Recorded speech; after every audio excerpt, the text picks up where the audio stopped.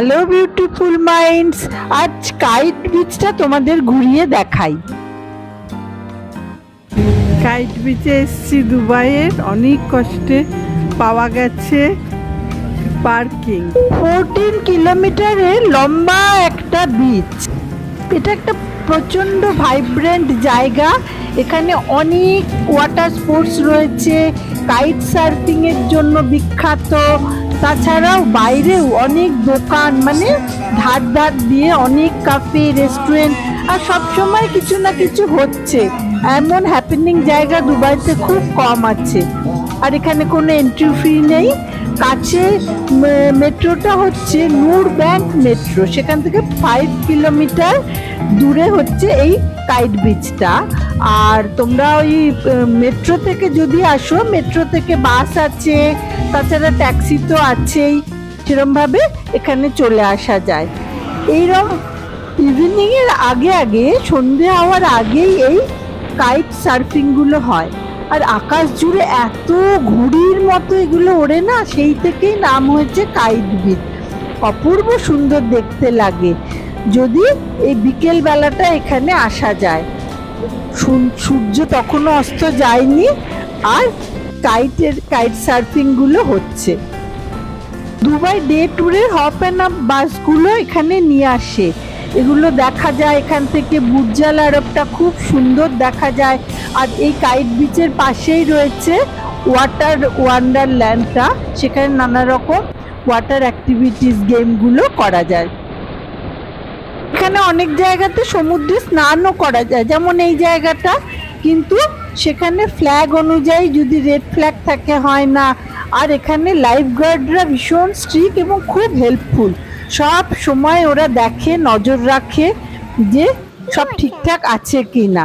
সেই সব জায়গাগুলোতে কিন্তু সাঁতারও কাটা যায় জলে নেমে। জলটা বেশ শান্তই আর থাকে এইখানটায়। মানুষের ওড়ানো ঘুড়িও দেখা যায়। এখান দিয়ে হুইল চেয়ার করে পুরো বিচের একদম সমুদ্রের ধার পর্যন্ত চলে আসা যায়। রেগুলার ঘুড়িও কিন্তু আকাশে খুব ওড়ে। আর আকাশটা এত কালারফুল হয়ে থাকে ঘুড়িগুলো আর ওই কাইট সার্ফিং এর জন্য। এখান থেকে বুর্জ আল আরব খুব সুন্দর দেখা যায়। বুর্জ আল আরব ওই পাশটা দেখা যাচ্ছে, সানসেটও হচ্ছে। বুর্জ আল আরব একটা হোটেল, 7 স্টার হোটেল, এটা অনেক পুরনো।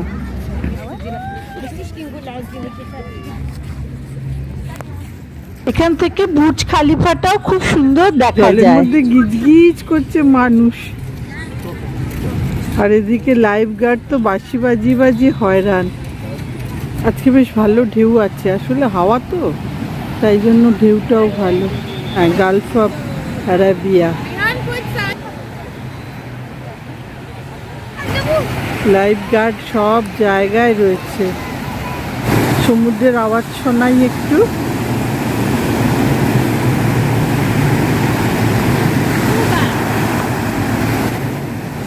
দুবাই বেড়াতে এলে কাইট বিচটা কিন্তু দেখো। এখানে অবশ্য নিয়েও আসে ট্যুর গাইডরা। যদি নাও নিয়ে আসে, তোমরা নিজেরাও একটা সন্ধেবেলা, বিকেল বেলা এই 2-3 ঘন্টার জন্য এসে ঘুরে যেও, খুব ভাল লাগবে। একই রকম লাগবে। কিছুদিন আগে গোয়ার ভিডিওটা দেখে থাকলে এরকম আওয়াজই শুনে থাকবে। একই রকম আওয়াজ গোয়ার সমুদ্রেও। আমার গোয়ার ভিডিওটা যদি দেখে না থাকো, লেটস গো গোয়া, এই ভিডিওটা দেখে নিও, ভালো লাগবে গোয়ার সমুদ্র দেখতে। এখন সব আলো টালো জ্বলে উঠছে, এত হ্যাপেনিং, এত হইচই হয়। প্রচুর দোকান পাট, রেস্টুরেন্ট, ক্যাফে, নানান রকম অ্যাক্টিভিটিস। ওয়াটার অ্যাক্টিভিটিস তো আছেই, তবে সেগুলো সব দিনের বেলায় শেষ হয়ে যাবে। মানে এখন সন্ধে হতে না হতে ওগুলো সব উঠিয়ে ফেলবে।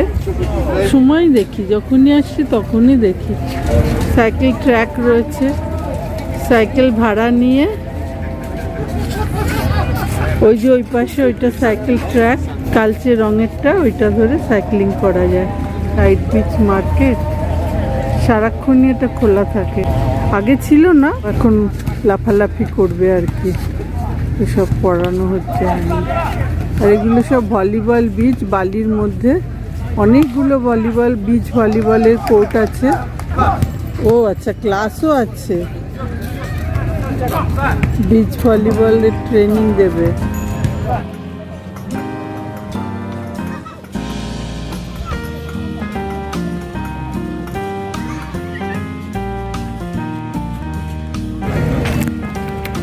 সমুদ্রের পাশ দিয়ে এরকম হাঁটার রাস্তা, সাইকেল চালানোর রাস্তা, সব কিছুর ব্যবস্থা রয়েছে। আর নানান রকম রেস্টুরেন্ট, কাফে, আর অনেক খেলাধুলো, বাচ্চাদের স্পেশালি রয়েছে, বড়দের রয়েছে, সব কিছু। মানে সময় কাটানো সমুদ্রের ধারে। সমুদ্রের জলে কিছু কিছু জায়গায় বিচ আছে যেখানে স্নান করতে পারবে, যেমন দেখলাম একটু আগে। সব বিচটায়, সব জায়গায় যে সমুদ্রের জলে নামা যাবে তেমনটা নয়, কিন্তু অনেক জায়গাতেই স্নানের ব্যবস্থা রয়েছে, শাওয়ার রয়েছে, একটু বাদে বাদে বসার ব্যবস্থা রয়েছে, টেবিল চেয়ার। এখন যদিও সব অকুপাইড, দখল, একটু আগে আগে এলে খালি পাওয়া যায়, কিংবা আরেকটু রাতের দিকে এলেও খালি পাওয়া যাবে। আমরা কত এখানে বসে বসে চা, মুড়ি মাখা খেয়েছি, সব দঙ্গল মিলে এসে। পাশে সমুদ্রটা রয়েছে, কিন্তু এই যে ভাড়া নিয়েছে সাইকেলগুলো, ঘন্টা হিসেবে ½ আওয়ারেরও হতে পারে এখানে সাইক্লিং করতে। হাঁটতে ফিলিতে তো আসতেই হবে। সব এখানে দেখো কিরম লাইন দেবে, প্রত্যেকবার এরম লাইনে দাঁড়িয়ে খেতে হবে চা, সিঙ্গারা। আমি তো বসে পড়লাম।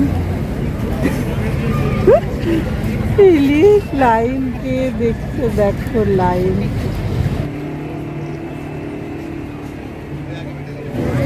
কোনো ফিল্টার ছাড়াই কিন্তু এরকম রং আকাশের।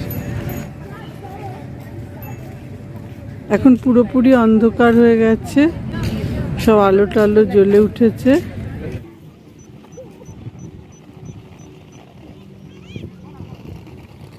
নাইট বিচ মানে ওই বিচটাই না রাত্রেও খোলা থাকে 10টা পর্যন্ত। এখানে সব এইরকম সব লাইটের টাওয়ার লাগিয়েছে।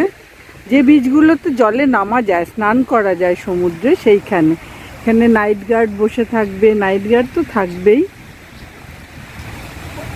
আর স্নান করা যাবে, সাঁতার কাটা যাবে। জলটা খুব প্লেন, এখানে একদম অত ঢেউ নেই, স্নানের জন্য খুব আইডিয়াল। বিচের ওপর অনেকগুলো এরকম লাইট দিয়ে টাওয়ার করে রেখেছে। এটা লাইফ গার্ডদের ঘর, তারা কি সব এক্সারসাইজ শিখছে, টিকছে। এখন ইয়েলো ফ্ল্যাগ, মানে জলে নামা যাবে। বুর্জ আল আরব,